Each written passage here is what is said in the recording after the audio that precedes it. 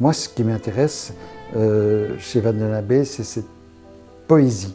Quand un artiste intègre la poésie dans son œuvre, c'est une œuvre qui devient plus universelle.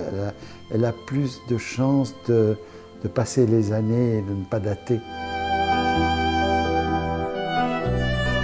C'est le silence qui se dégage de ses œuvres, avec énormément de vie. On a comme l'impression d'une vie qui palpite. Hein, lorsqu'on voit cette matière, ce papier froissé, cette peau de femme, ce sein de femme. Voilà, c'est toute cette complexité-là, avec pourtant, je le redis, quand on prend du recul, une très simple clarté.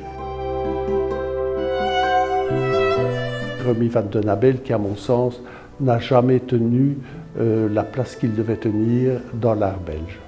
Il associait ses propres formes, son propre univers dans des espaces particuliers, parfois anonymes, parfois insolites. Et je crois qu'avec beaucoup moins de moyens que certains surréalistes, il arrivait à détourner notre attention.